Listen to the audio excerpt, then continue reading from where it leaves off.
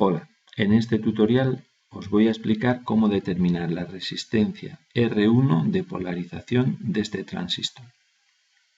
Es una configuración típica de un transistor operando en conmutación, que significa que va a alternar su funcionamiento en modo corte, es decir, no conduciría entre colector y emisor y la lámpara por tanto permanecería apagada, o en conducción, es decir, sí conduciría sin apenas resistencia entre colector y emisor y por tanto la lámpara se encendería.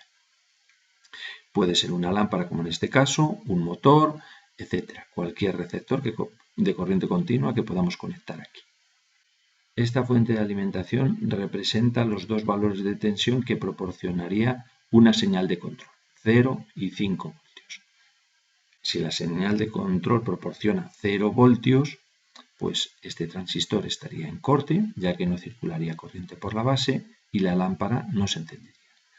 Nuestro objetivo es determinar la resistencia adecuada para que cuando la señal de control sea 5 voltios, este transistor entre en conducción de forma perfecta, con una caída de tensión mínima. Ese es nuestro objetivo.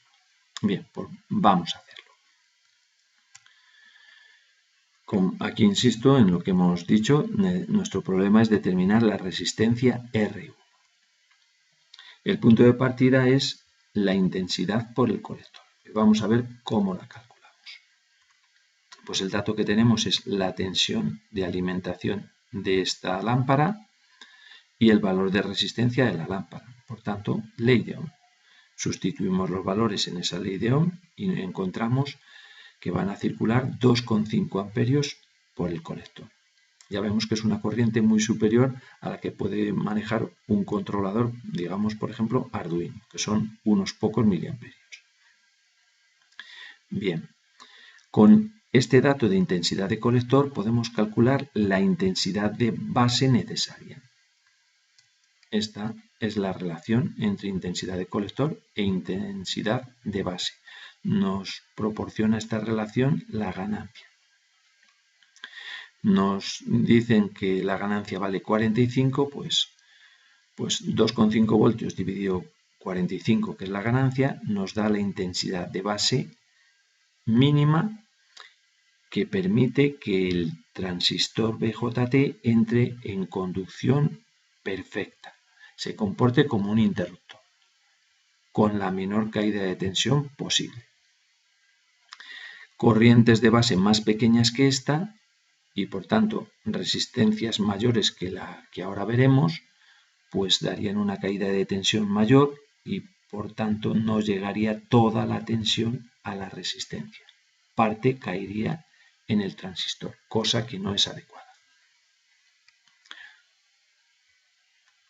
Por tanto, esta es la corriente de base más pequeña.